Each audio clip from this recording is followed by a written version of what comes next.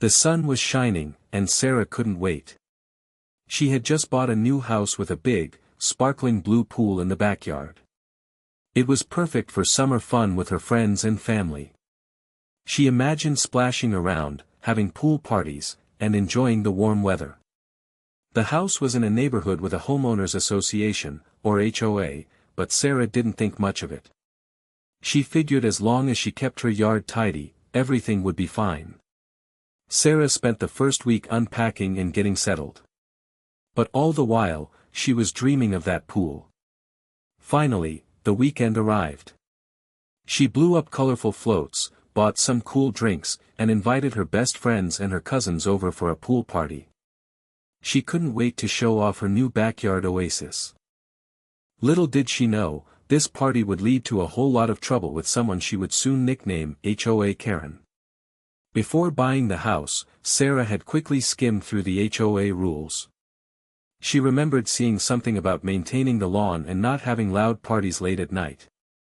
She didn't recall anything specific about the pool, other than a general statement about keeping it clean and safe. She thought, that's easy enough. She planned to be a responsible homeowner. The HOA had sent her a thick booklet of rules and regulations when she first moved in. It sat on her kitchen counter, mostly unopened. Sarah figured she would get to it eventually. After all, how many rules could there really be about owning a pool? She imagined it was mostly common sense stuff. Keep the water clean, don't let kids swim unsupervised, and be respectful of your neighbors. She felt confident she could handle that. She never imagined that the fine print contained details that would turn her dream pool into a source of constant stress and frustration. She definitely didn't anticipate a neighbor like Karen.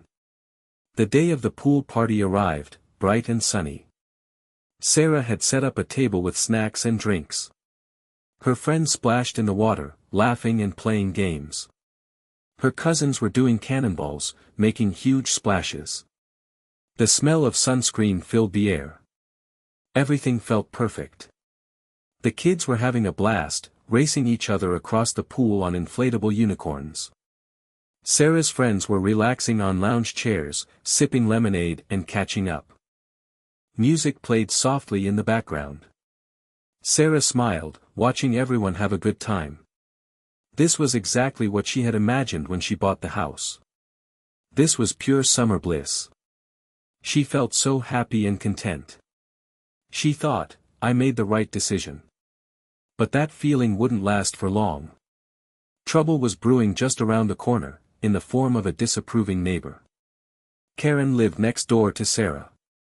She was known in the neighborhood for her perfectly manicured lawn, her spotless windows, and her strict adherence to every single HOA rule. Some people said she even carried a copy of the HOA rulebook with her everywhere she went. She was the self-appointed guardian of neighborhood standards. Karen spent most of her days peering through her blinds, watching everything that went on. She kept a mental list of every minor infraction, a slightly overgrown hedge, a misplaced garbage can, a car parked a few inches over the line. She considered it her duty to report these violations to the HOA. She saw herself as a protector of the community, ensuring that everyone followed the rules and kept the neighborhood looking its best. She wasn't trying to be mean, she just believed in order and discipline. But to many of her neighbors, she was simply a busybody. And today, she had Sarah's pool party in her sights. As the party went on, Karen's disapproval grew. She watched as more and more people arrived at Sarah's house. She counted them carefully, her lips pursed in a frown. She noticed kids splashing water outside the pool, and some of the guests were laughing a little too loudly, in her opinion. She muttered to herself, this is simply unacceptable. Finally, Karen couldn't take it anymore. She grabbed her purse, smoothed down her perfectly pressed dress, and marched over to Sarah's backyard.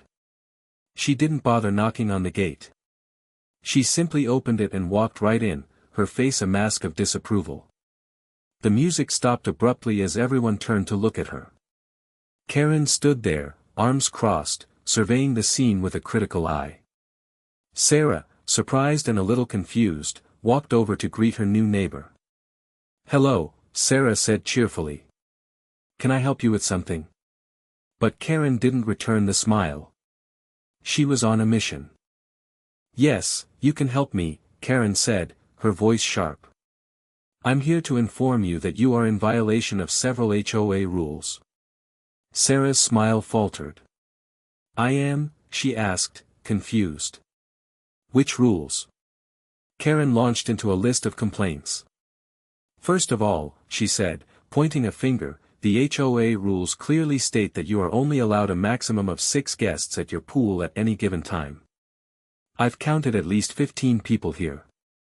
Sarah looked around at her friends and family. She hadn't even thought about a guest limit. "Secondly," Karen continued, "pool hours are strictly from 10 a.m. to 8 p.m. It's almost 7 p.m. now, and I can hear the noise all the way in my house. The rules are there for a reason, you know. To maintain peace and quiet in the neighborhood." Sarah was starting to feel flustered. She hadn't even checked the time. She just wanted everyone to have a good time. She started to wonder if she should have actually read that HOA rulebook. "I didn't know about the guest limit," Sarah said, trying to remain calm. "And I'm sorry if we're being too loud. We'll keep it down." She glanced at her guests, who were now staring at Karen with a mixture of annoyance and amusement. "It's not just about keeping it down," Karen retorted. "It's about following the rules. The HOA has these rules in place to protect the quality of life for everyone in this neighborhood. If everyone ignored them, it would be chaos." She pulled a small, folded piece of paper from her purse. "I happen to have a copy of the relevant section of the HOA rulebook right here." She unfolded the paper and pointed to a specific paragraph. "See. Section 3, subsection B, paragraph 7, pool guest limit, 6 individuals per household at any given time. It's right there in black and white." Sarah felt her face getting hot. She couldn't believe Karen was doing this. In her own backyard. "Okay, I get it," Sarah said, her voice rising slightly. "But it's a party. It's not like this is a regular occurrence. Can't you just let it go this one time?" "I'm sorry, but I can't," Karen replied, her voice firm. "Rules are rules. And I will be reporting this violation to the HOA." "Reporting me?" Sarah exclaimed, her patience wearing thin. "Seriously? Over a few extra guests at a pool party? Get a life. I am protecting the quality of life in this neighborhood." Karen shot back. "And that includes enforcing the rules. You know what?" Sarah said, stepping closer to Karen. "It's my pool, on my property. I should be able to have a party if I want to, without you coming over here and harassing me and my guests." "Harassing you?" Karen scoffed. "I'm simply upholding the standards of this community." The other guests were now whispering amongst themselves, watching the argument unfold. The atmosphere had completely changed from fun and relaxed to tense and uncomfortable. This was turning into a disaster. A week later, Sarah checked her mailbox and found a crisp white envelope with the HOA logo printed in the corner. A sinking feeling washed over her. She knew what it was. She tore open the envelope and unfolded the letter. There it was, in official-looking font, a notice of violation and a fine of $100. The letter stated that she had violated HOA Rule Section 3, Subsection B, Paragraph 7, the pool guest limit, and Section 4, Subsection A, Paragraph 2, noise ordinance after 8 p.m., though the party ended before then. It demanded that she pay the fine within 30 days or face further penalties. Sarah crumpled the letter in her hand, her anger rising. This was ridiculous. $100 for having a few extra friends over to swim? She felt like she was being unfairly targeted. Karen had clearly made good on her promise to report her. This was war. Sarah couldn't shake the feeling that she was being unfairly targeted. It wasn't just about the money, it was the principle of the thing. She had just moved into the neighborhood, and she felt like Karen was trying to make her life miserable. She wondered if Karen treated everyone this way, or if she just had it out for her. She thought about all the other houses in the neighborhood. Surely, other people had parties and occasionally bent the rules. But Karen hadn't gone after them. Why her? Was it because she was new? Was it because she hadn't perfectly manicured her lawn yet? It felt personal. The more she thought about it, the angrier she became. She had worked hard to buy this house, and she wasn't going to let some busybody neighbor and a ridiculous HOA ruin her enjoyment of it. She decided she wasn't going to just pay the fine and let it go. She was going to fight back. She would start by talking to the HOA board. Maybe they would understand her side of the story. Sarah scheduled a meeting with the HOA board. She practiced what she would say, hoping to convince them that the fine was unfair. She explained that she was new to the neighborhood and hadn't been aware of all the rules. She apologized for the pool party and promised to be more careful in the future. She emphasized that it was a one-time event and that she wasn't trying to cause trouble. She even brought cookies to the meeting, hoping to create a friendly atmosphere. But the board members seemed unmoved. They listened politely, but their faces remained impassive. They said they understood her situation, but they had to uphold the rules. They explained that Karen had provided a detailed account of the party, complete with photos and a signed statement. It was difficult to argue with such evidence. Sarah felt like she was talking to a brick wall. Her hopes of a reasonable resolution were quickly fading. At the end of the meeting, the HOA board delivered their verdict: the fine would stand. They explained that they had a responsibility to enforce the rules fairly and consistently. To overturn the fine would set a bad precedent and encourage other homeowners to disregard the regulations. They thanked Sarah for coming and showing her concern, but their decision was final. Sarah left the meeting feeling defeated and even more frustrated than before. The cookies hadn't worked their magic. It was clear that the HOA board was siding with Karen, no matter what. She realized that reasoning with them was pointless. They were more concerned with upholding the rules than with being fair or understanding. She felt like she had exhausted all her options. Now, she had to decide what to do next. Pay the fine and admit defeat? Or find another way to fight back? An idea started to form in her mind, a slightly crazy, but potentially brilliant plan. Sarah paced back and forth in her living room, trying to figure out what to do. She considered paying the fine, but the thought of giving in to Karen and the HOA made her blood boil. She needed to do something that would make them realize they couldn't just push her around. Then, it hit her. If the HOA was going to be so strict about the pool rules, she would make sure no one could use the pool. Not her friends, not even Karen. It was her pool, after all, and she had the right to do what she wanted with it. She decided she would lock the pool gate. That way, no one could get in without her permission. It was a drastic measure, but she felt like she had no other choice. It was the only way to make a statement and show the HOA that she wasn't going to be bullied. She knew it would probably cause some drama, but she was ready for it. She was ready to fight. Sarah's plan was simple but effective: lock the pool and make it unusable. She knew it would inconvenience her, but she was willing to sacrifice her own enjoyment of the pool to prove a point. She wanted to show the HOA that their strict rules and Karen's relentless enforcement were taking things too far. By locking the pool, she hoped to force the HOA to reconsider their decision and maybe even revise some of the more unreasonable rules. She also wanted to send a message to Karen that she wouldn't be intimidated or bullied. She envisioned a sign posted on the gate, explaining her actions and the reasons behind them. She would write it in clear, simple language so everyone could understand. It would be a polite but firm statement of her position. She hoped that by taking this drastic step, she could spark a conversation and bring about some positive change in the neighborhood. She knew it was a gamble, but she was determined to see it through. The next morning, Sarah went to the hardware store. She needed a lock and chain that would be strong enough to deter anyone from trying to break into the pool area. She wanted to make sure her message was clear: the pool was closed, and she meant business. She walked down the aisle, examining the different options. She chose a heavy-duty padlock made of hardened steel, one that looked like it could withstand anything. Then, she selected a thick, metal chain, long enough to wrap around the pool gate several times. She wanted to make it as difficult as possible for anyone to get through. At the checkout counter, the cashier raised an eyebrow at the size of the lock and chain. "Looks like you're securing something important," he said with a smile.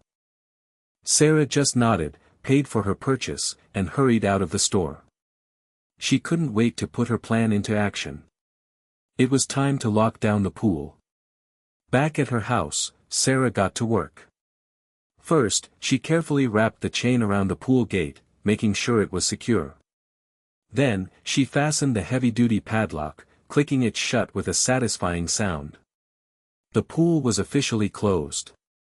Next, she took a large piece of cardboard and wrote a sign in bold letters, "Pool closed due to unfair HOA rules." Underneath, she explained her situation in simple terms, describing the fine she had received and her attempts to reason with the HOA board.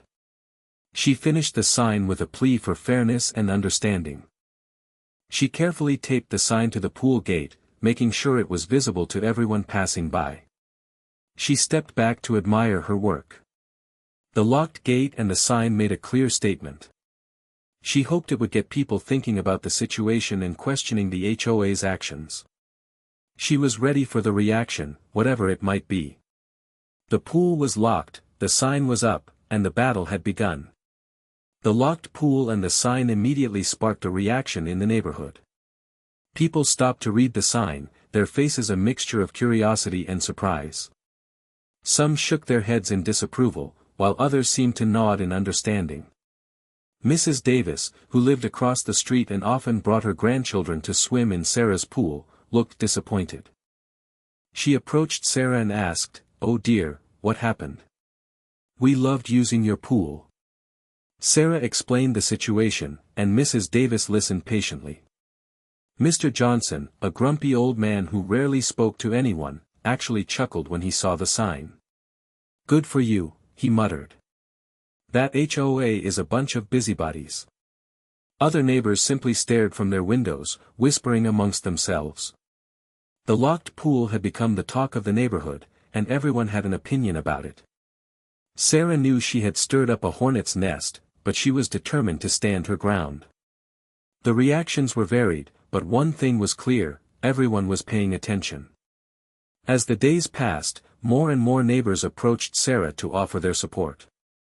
They had all experienced Karen's strict rule enforcement firsthand and understood her frustration.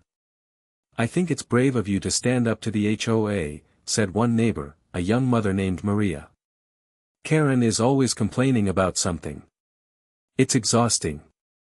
Another neighbor, an elderly gentleman named George, told Sarah, "Don't let them push you around.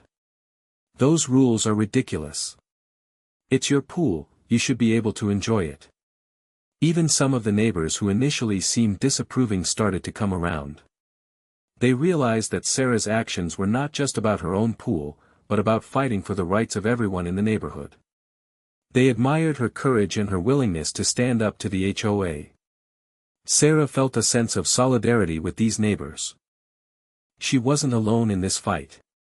However, not everyone was happy about the pool closure. Some neighbors, especially those with young children, were frustrated that they could no longer use the pool during the hot summer days. "This is ridiculous," complained one mother. "My kids were looking forward to swimming all summer. Now they're stuck inside."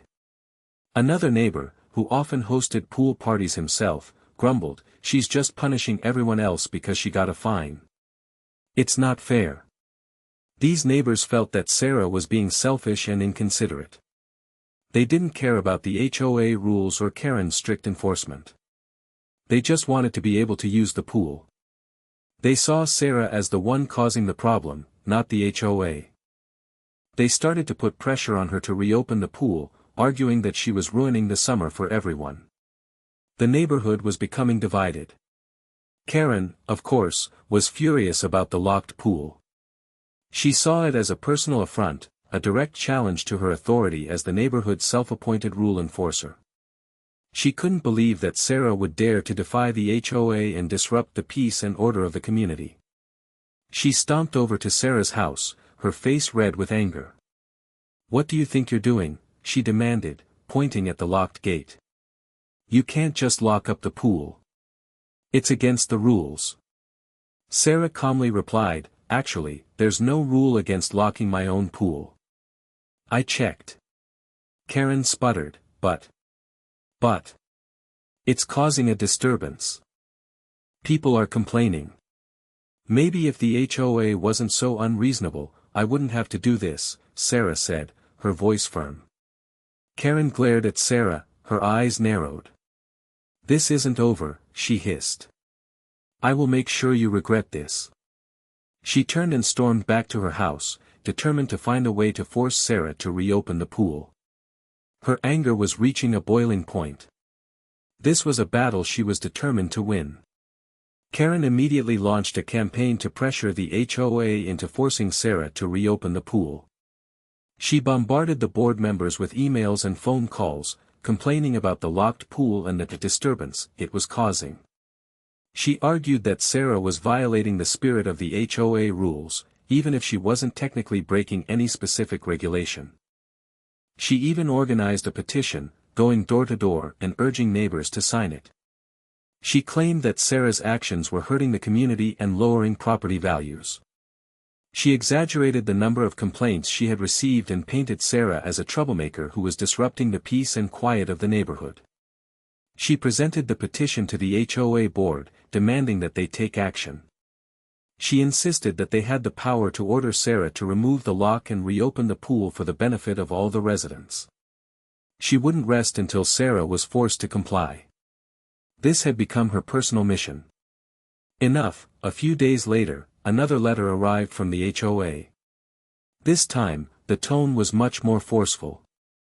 The letter stated that the HOA had received numerous complaints about the locked pool and that they considered it a violation of the community's standards.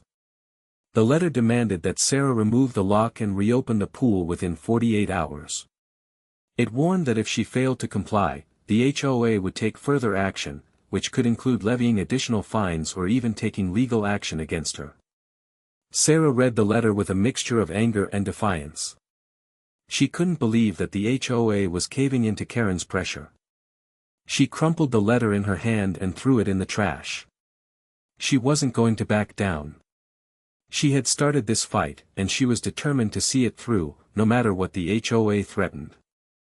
She knew this was only going to escalate things, but she was prepared for the consequences. Sarah didn't respond to the HOA's letter. She didn't remove the lock.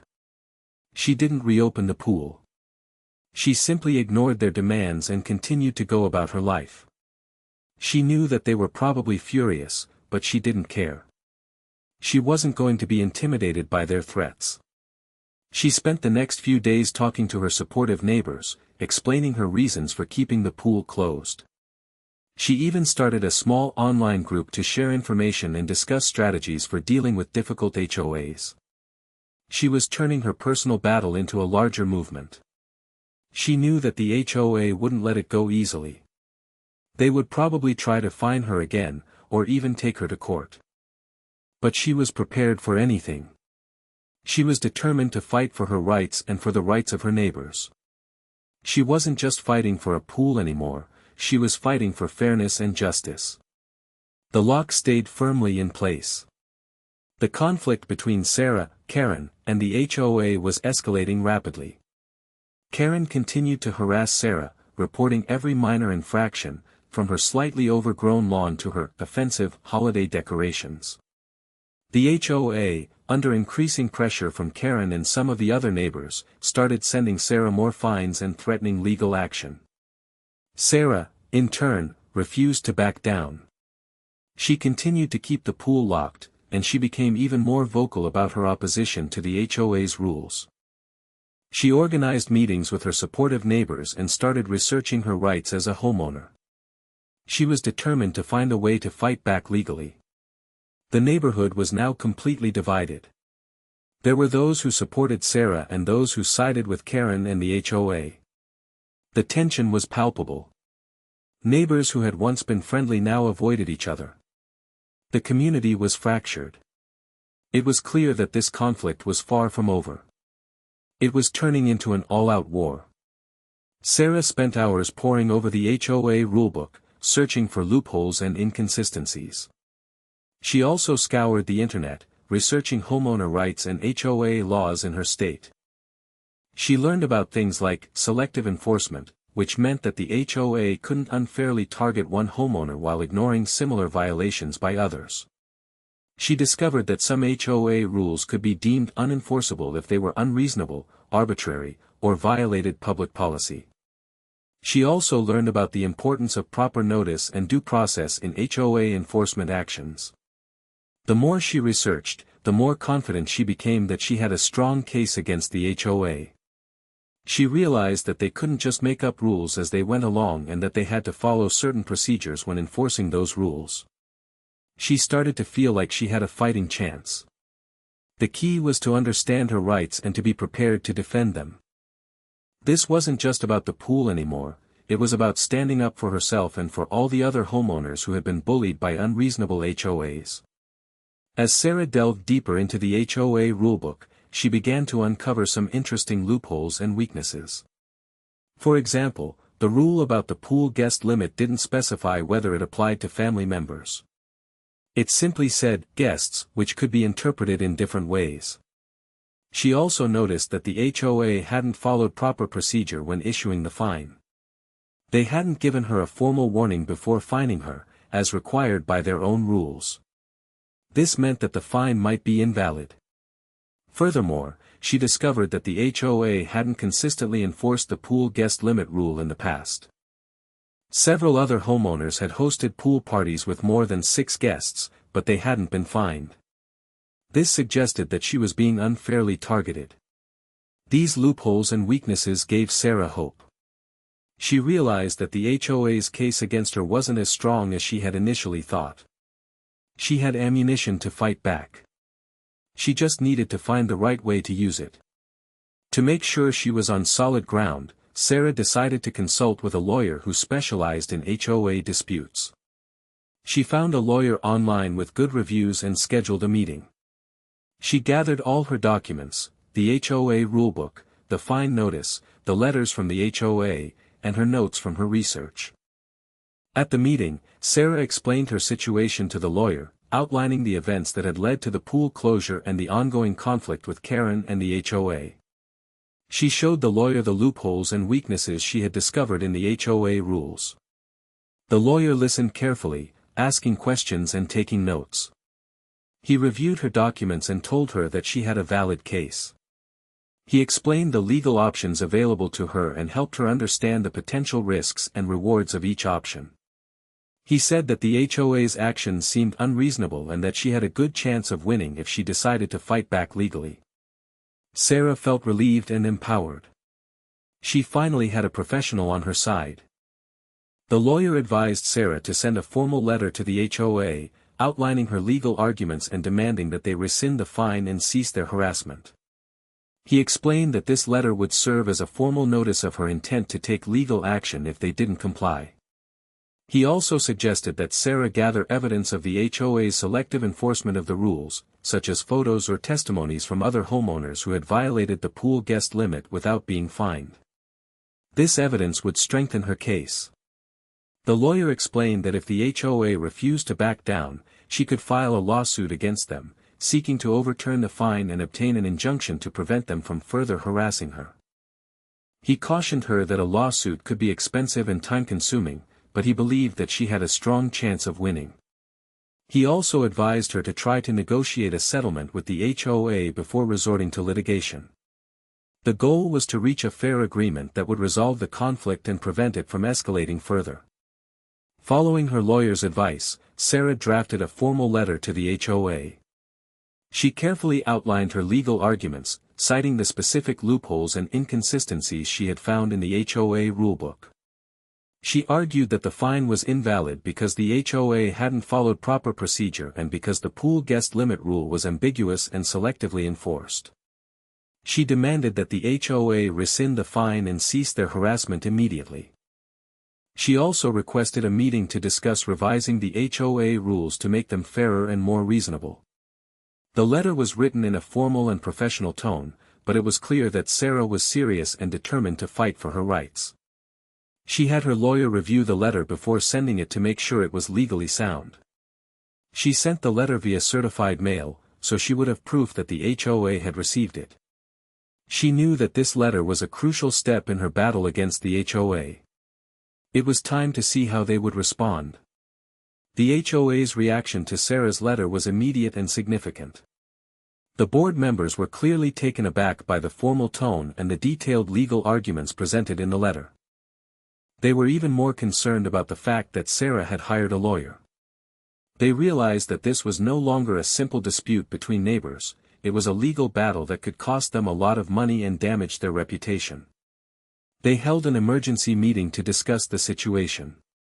Karen was furious when she learned that Sarah had hired a lawyer. She accused the HOA board of being weak and spineless and demanded that they fight back even harder. But the board members were starting to have second thoughts. They realized that they might have underestimated Sarah and that they needed to proceed with caution. The lawyer's involvement had changed everything. They knew they needed to find a way to resolve this conflict before it escalated further. The HOA decided to try to negotiate a compromise with Sarah. They sent her another letter, this time in a much more conciliatory tone. They offered to rescind the fine if she would agree to reopen the pool and abide by the HOA rules in the future. They also proposed a meeting to discuss her concerns about the HOA rules and to explore ways to make them fairer and more reasonable. They emphasized that they were willing to work with her to find a solution that would benefit everyone in the community. Sarah was surprised by this sudden change of heart. She knew that it was the lawyer's involvement that had prompted the HOA to take her seriously. She considered their offer carefully. She was tempted to reject it outright, but her lawyer advised her to at least listen to what they had to say. He pointed out that a settlement would be less expensive and time-consuming than a lawsuit. It was time for another meeting. Sarah agreed to meet with the HOA board, but she had her own terms for reopening the pool. She presented a list of demands, including 1. The HOA must officially rescind the fine and apologize for their unfair treatment of her. 2. The HOA must revise the pool guest limit rule to clarify that it doesn't apply to family members and to increase the maximum number of guests allowed. 3. The HOA must commit to enforcing all rules fairly and consistently, without targeting specific homeowners. 4. And finally, Karen must personally apologize to Sarah for her harassment and for interfering with her pool party. Sarah knew that these demands were ambitious, but she was determined to get what she deserved. She wasn't just fighting for herself anymore, she was fighting for all the other homeowners who had been unfairly treated by the HOA. She was ready to negotiate, but she wasn't going to back down on her core principles.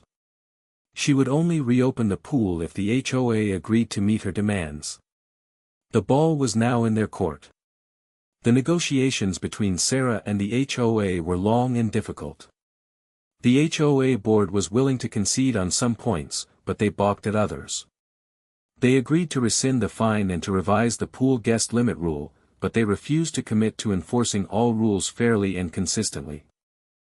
They claimed that it was impossible to guarantee that every homeowner would be treated exactly the same.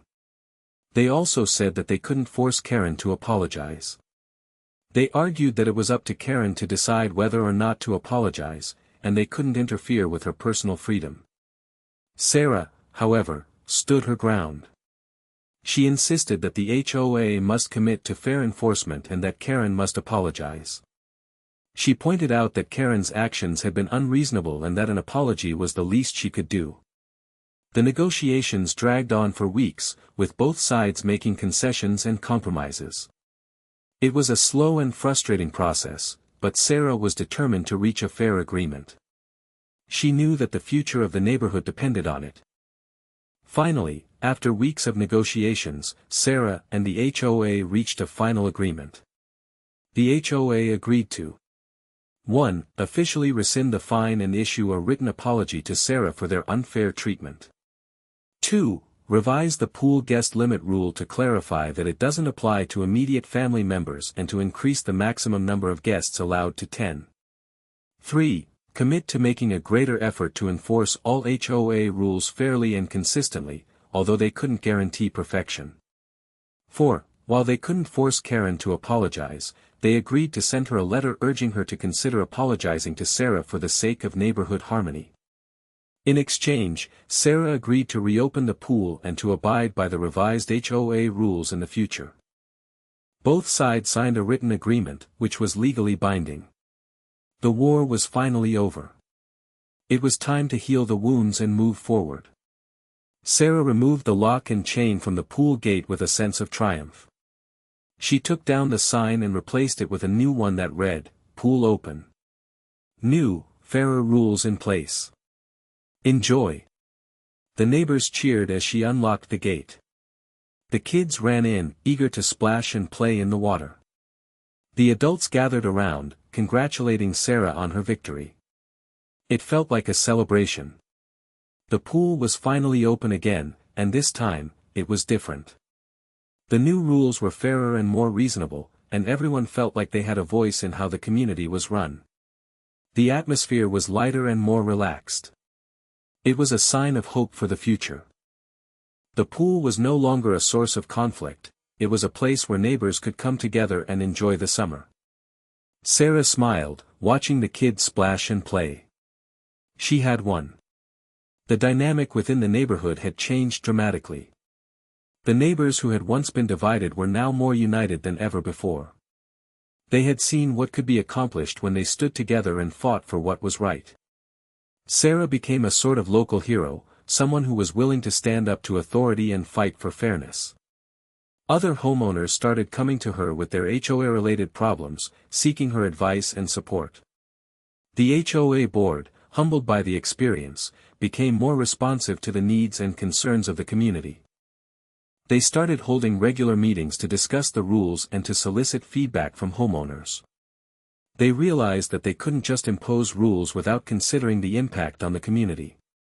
The neighborhood had learned a valuable lesson about the importance of communication, collaboration, and standing up for their rights. Things were better, but the question remained, what about Karen? Karen, predictably, did not take Sarah's victory well. She refused to apologize and remained convinced that Sarah had been in the wrong all along. She saw the new pool rules as a sign of the neighborhood's decline and a victory for lawlessness and disorder. She became even more isolated from the community, spending most of her time indoors and avoiding contact with her neighbors. She continued to monitor everyone's activities, but she no longer had the same influence or authority. Some neighbors tried to reach out to her, hoping to bridge the divide, but she rebuffed their efforts. She was unwilling to admit that she had been wrong or to compromise her rigid principles. She remained a figure of disapproval and resentment in the neighborhood, a reminder of the conflict that had once divided them.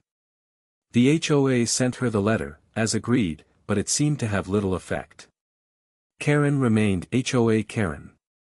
With the new rules in place, Sarah was finally able to enjoy her pool without fear of harassment or unfair fines.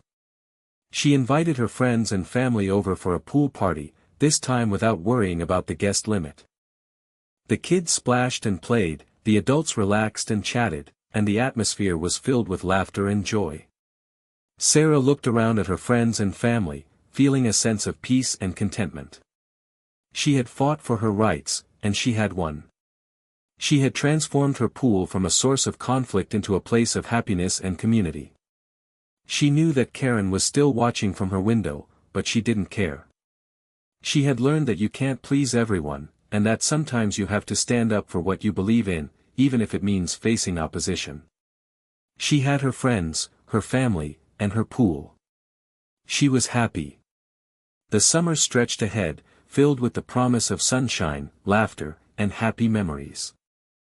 Sarah's story teaches us that it's important to stand up for your rights, even when it's difficult.